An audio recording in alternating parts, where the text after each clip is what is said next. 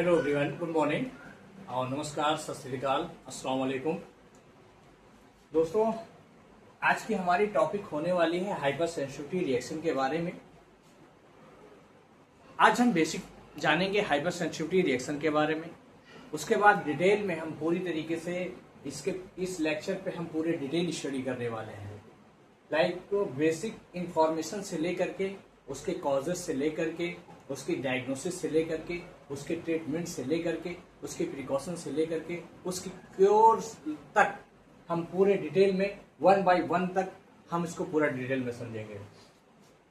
Part 1 क्योंकि ये chapter बहुत लंबा है और इसलिए हमने इसको पार्ट 1 से स्टार्ट किया है। आज हम पार्ट 1 पे बात करेंगे, बेसिक बात करेंगे, बेसिक चीज समझेंगे कि हाइपर सेंसिटिविटी रिएक्शन होता क्या है। उसके बाद फर्दर हम पूरा डिटेल में उसको हम पढ़ेंगे। तो आइए देखते हैं हाइपर सेंसिटिविटी रिएक्शन।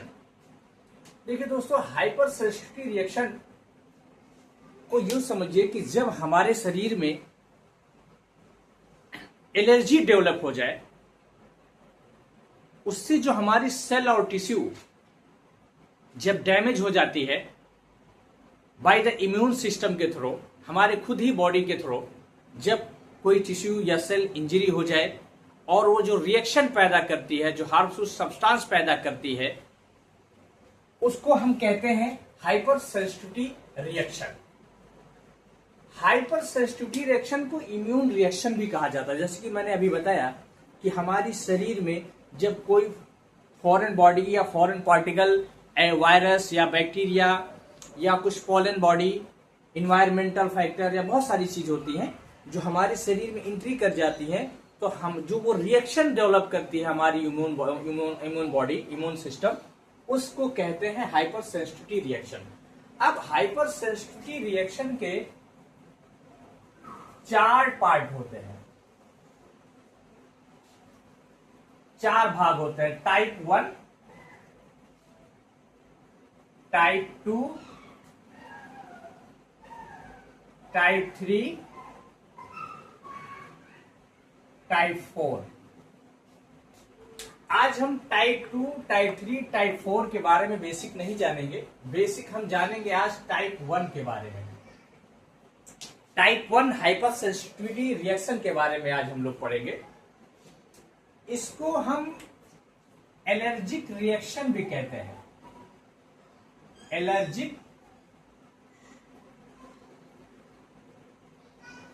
इसको हम एलर्जिक रिएक्शन भी कहते हैं। इसको एक और नाम से भी जानते हैं, एटॉपिक।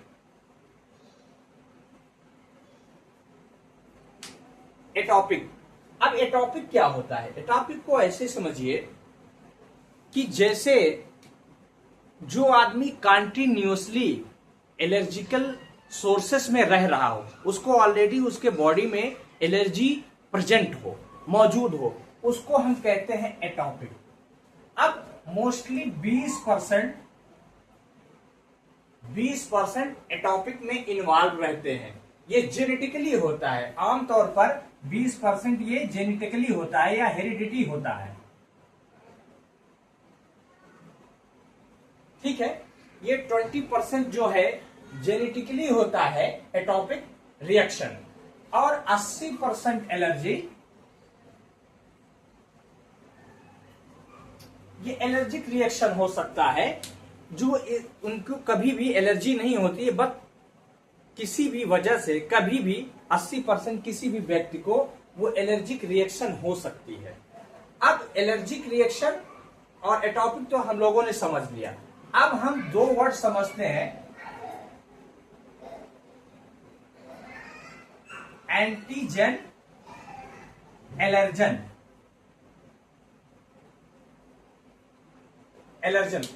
एंटीजन क्या है, एलर्जन क्या है? देखिए, एंटीजन दोस्तों वो सब्सटेंस है, हार्मफुल सब्सटेंस होते हैं। क्या होते हैं?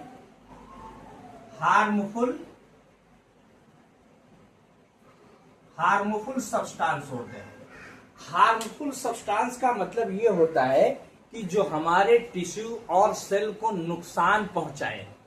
ठीक है, जो अब इसका एग्जाम्पल हम लोग ले लेते हैं हार्मफुल सब्सटेंस में। जैसे एग्जाम्पल के तौर पे हम ले लेते हैं बैक्टीरिया, वायरस, फंगस, इसके कुछ एग्जाम्पल है। Bacteria, virus, fungus, like parasite भी होते हैं, पैरासाइट भी होते हैं जो हमारे पैरासाइट होते हैं जिसमें एंटीजन इन्वॉल्व होता है। एलर्जन में, एलर्जन को अगर हम समझें तो ये इन्वायरमेंटल होता है,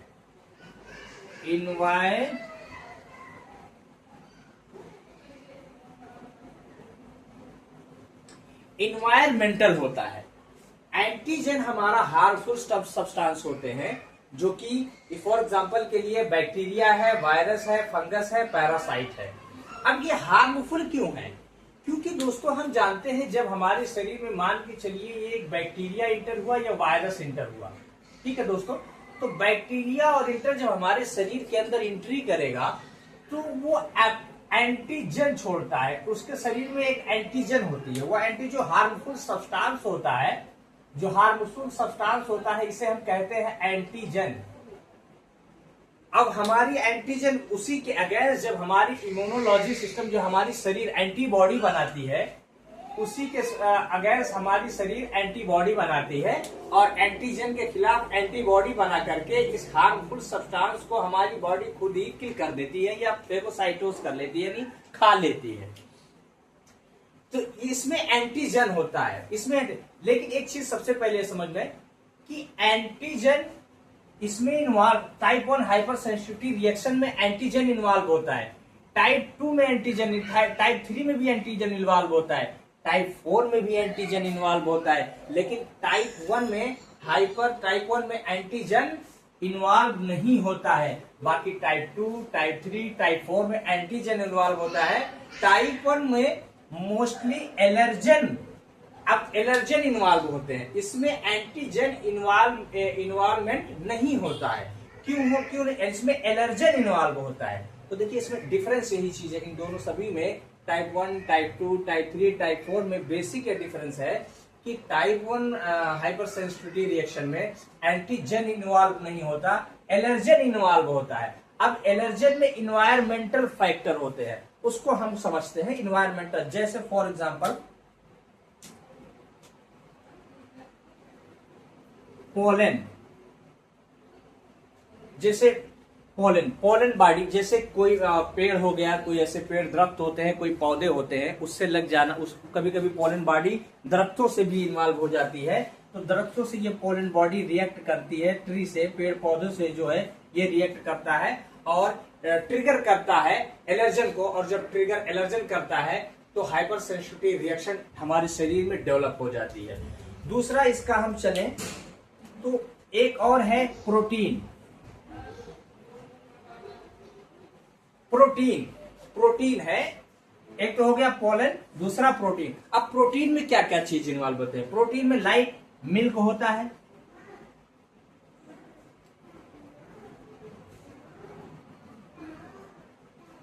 किसी को दूध से एलर्जी होती है, एग भी होता है,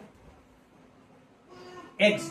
यानी प्रोटीन में अगर हम बात करें, इन्वायरमेंटल फैक्टर में प्रोटीन की बात हम करें तो मिल्क और एग्स, किसी को मिल्क से भी एलर्जी होती है, किसी को दूध से एलर्जी होती है। अब हम इसके आगे चलते हैं फर्दर। इसमें एक और होता है ड्रग्स। अब ड्रग्स में जैसे सल्फोनामाइड ग्रुप या सल्फर ग्रुप,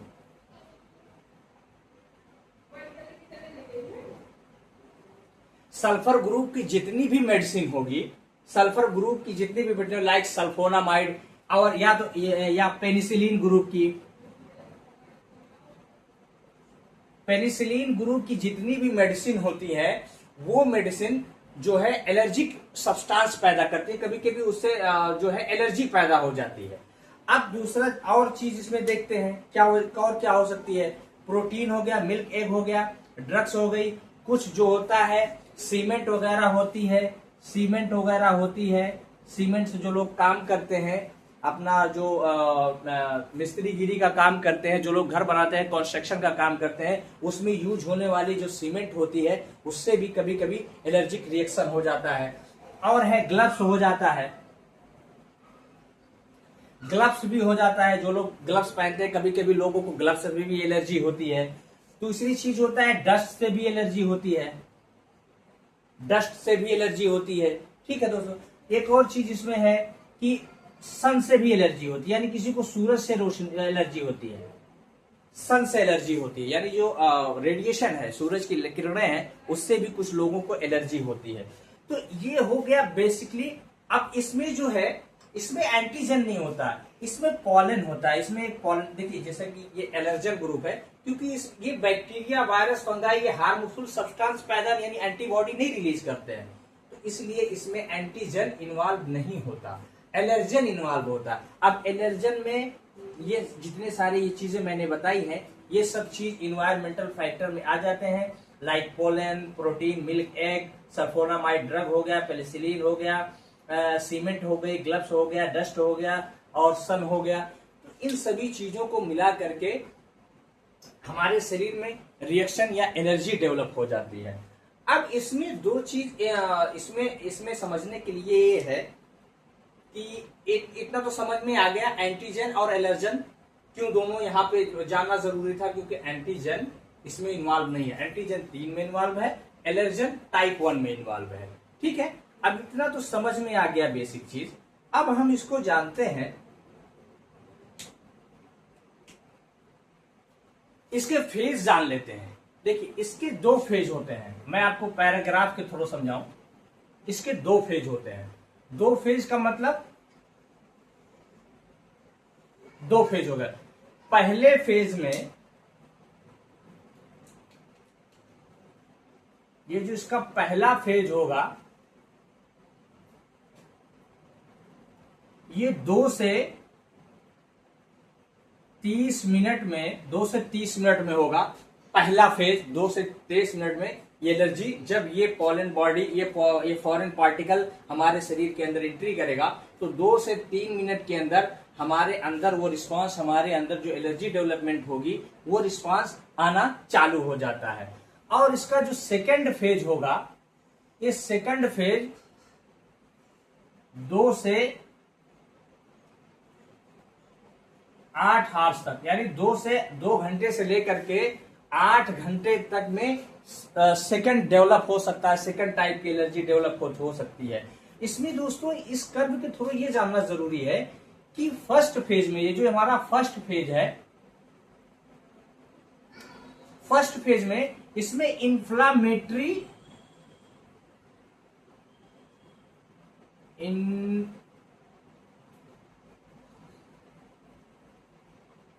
इंफ्लामेटरी इन्वॉल्व नहीं होती, यानी पहले फेज में 2 से 30 मिनट में इन्फ्लामेशन का मतलब जो केमिकल चेंजेस, जो सारी हमारी सेल में, मास सेल में जो मीडिएटेड सेल में जब जो है इंफ्लामेटरी सेल हो नहीं पाता 2 से 30 मिनट के अंदर। लेकिन सेकेंड फेज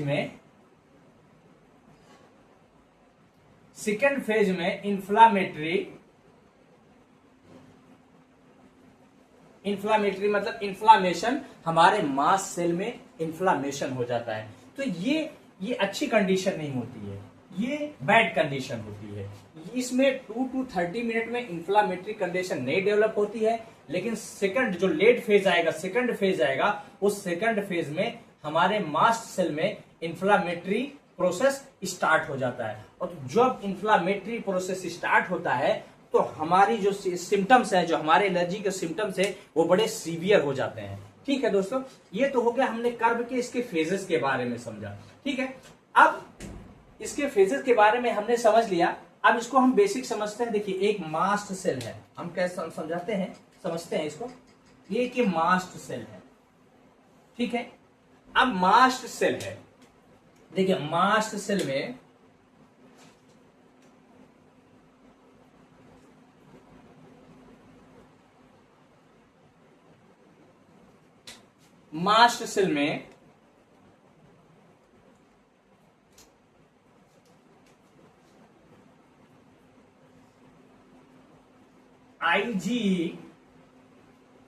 आईजी बाइंड रहती है मास्ट सेल में।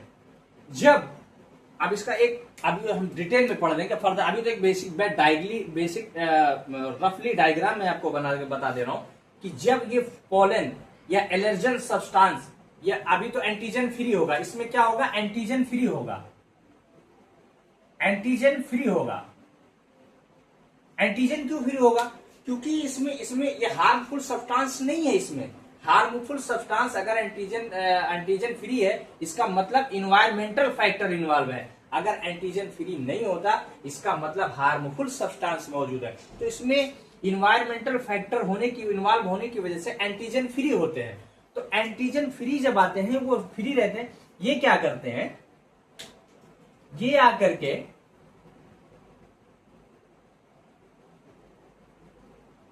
एंटीबॉडी की जब दोनों सतह को टच करते हैं और ट्रिगर करते हैं, ये एंटीबॉडी है आईजी। अब जब ये ट्रिगर करते हैं तो ये जो हमारी ये मास्ट सेल है, इसके अंदर जो मास्ट सेल के अंदर जो चेंजेस आता है और चेंजेस होने के बाद जब हमारा ये मास्ट सेल केमिकल रिलीज करता है, यानी हार्मफुल सब्सटेंस रिलीज करता है, या यूं कह समझिए कि केमिकल रिलीज करता है, केमिकल या हार्मफुल केमिकल समझ लीजिए, हार्मफुल केमिकल या सब्सटेंस जब ये, क्योंकि यहां ये ट्रिगर किया एंटीबॉडी को, आईजीजी को, क्योंकि आईजीजी यहां फिक्स है और फिक्स है, तो ये जो एंटीबॉडी को ट्रिगर करेगा, अब क्या करेगा, ये ट्रिगर करेगा तो ये मास्ट सेल में चेंजेस आएगी, और जब मास्ट सेल के इंटरनल प्रोसेस में जब चेंजेस आएगी तो वो हार्मफुल सब्सटेंस रिलीज करेगा, और हार्मफुल सब्सटेंस रिलीज करने के बाद हमारे बॉडी में रिएक्शन डेवलप हो जाता है, यानी हाइपर सेंसिटिव रिएक्शन का जो है सिम्टम्स डेवलप हो जाता है। इसमें एक चीज और जरूरी होता है कि इसमें आईजीजी, इसमें एक चीज और है, इम्यूनोग्लोबुलिन। इम्यूनोग्लोबुलिन ये मास्ट सेल के सरफेस पे बाउंड होता है। क्या होता है दोस्तों, ये मास्ट सेल पे, जो ये मास्ट सेल है, इम्यूनोग्लोबुलिन ये बाउंड रहती है मास्ट सेल पे। ठीक है, ये चीजें सारी चीज क्लियर हो गई। अब इसमें एक चीज और समझना जरूरी है, ये तो हो गई बेसिक चीज। अब इसमें ये जरूरी है कि एक होता है सिस्टमेटिक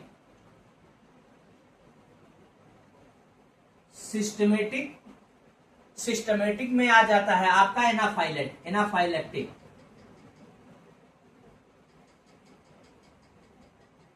एनाफाइलेक्टिक रिएक्शन। दोस्तों एनाफाइलेक्टिक रिएक्शन, एक होता है एनाफाइलेक्टिक और दूसरा होता है prophylactic.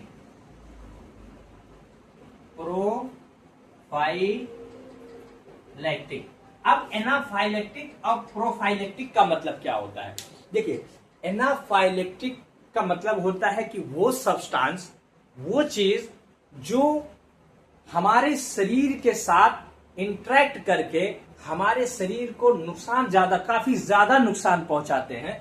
For example anaphylactic reaction का मतलब कभी कभी पेनिसिलिन जब हम देते हैं, या पेनिसिलिन जगह पे पेनिडोर या जो भी पेनिसिलिन ग्रुप की जब इंजेक्टेबल हम देते हैं, तो उससे जब एनाफाइलेक्टिक शॉक डेवलप हो जाता है तो वो बड़ा सीवियर कंडीशन का होता है, यानी शरीर के साथ ये रिएक्शन करता है एनाफाइलेक्टिक साथ, वो शरीर को नुकसान पहुंचाता है।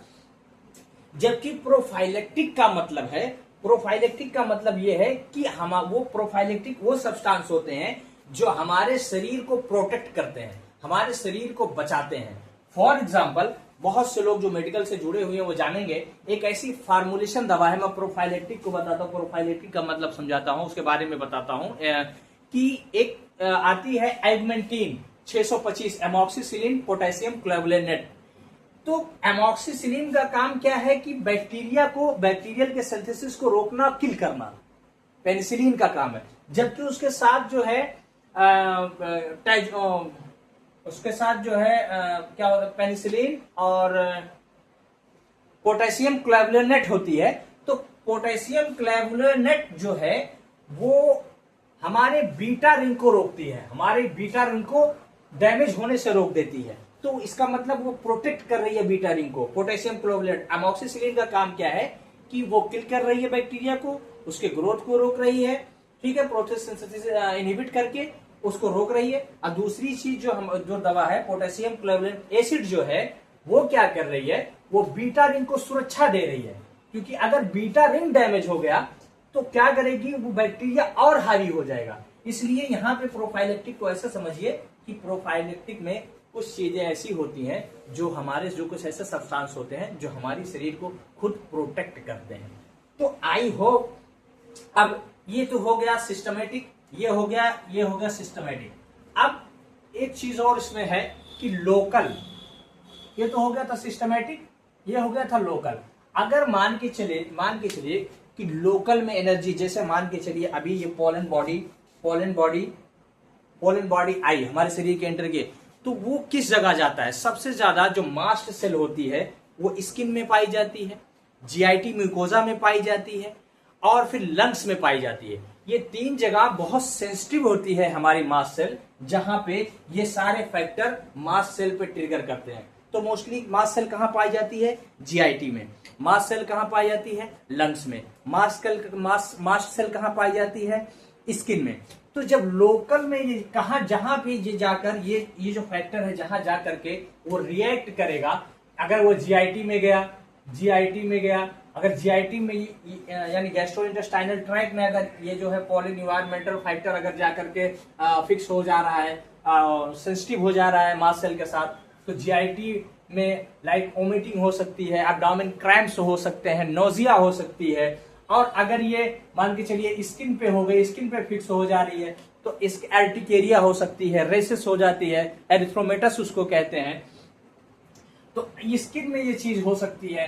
अब अगर मास्ट सेल में अगर हमारा लंग्स में हो जा रही है, अगर मान के चलिए लंग्स में हो जा रही है, तो हमें जो है एक लंग्स में एलर्जी पैदा कर सकती है, लाइक ब्रीथिंग में प्रॉब्लम आ सकती है। इसी तरीके से अगर कंजक्टाइवा में यानी आंखों में अगर वो जाकर के फिक्स हो जा रही है, तो राइनाइटस या राइनोरिया नोज के साथ वहां से जो है वो डिस्चार्ज होने लगता है, नेजल डिस्चार्ज होने लगता है। तो ओवरऑल मान के चलिए कि एलर्जी जहां जाकर के ये फैक्टर, अब वो डिपेंड करता है जहां वो जाकर के बाइंड कर देगा, तो इस तरीके से हमारे शरीर में वो एलर्जी डेवलप हो जाती है। अब ये तो आज हम लोगों ने बेसिक समझा, ये तो एक बेसिक चीज, आई होप ये पूरी तरीके से आपको पूरी तरीके से समझ में आई हो। ये पूरी अभी तो एक बेसिक चीज है। अब इसको हम फर्दर आगे जो ये मैकेनिज्म है ये कैसे ट्रिगर करता है, हम इसको जब डिटेल में हम आपको पढ़ाएंगे नेक्स्ट लेक्चर में इंशाल्लाह, बहुत जल्द ही जब हम नेक्स्ट लेक्चर में बताएंगे कि इसमें चेंजेस कैसे आती है, क्या क्या चेंजेस होते हैं, कैसे चेंज होकर के फिर ये सिस्टम हमारे शरीर में डेवलप करता है। तो आई होप ये वीडियो कैसी लगी, अच्छी लगी हो तो जरूर लाइक करिए, कमेंट करिए और शेयर भी करिए मेरी वीडियो को, ताकि आप लोगों को इसी तरीके की बहुत सारी वीडियो आप तक पहुंचती रहे, नॉलेजेबल के रूप में, हेल्पफुल के रूप में, वो अच्छी हो सके आप लोगों के लिए भी। तो तब तक के लिए फिर इजाजत दीजिए। Thank you so much.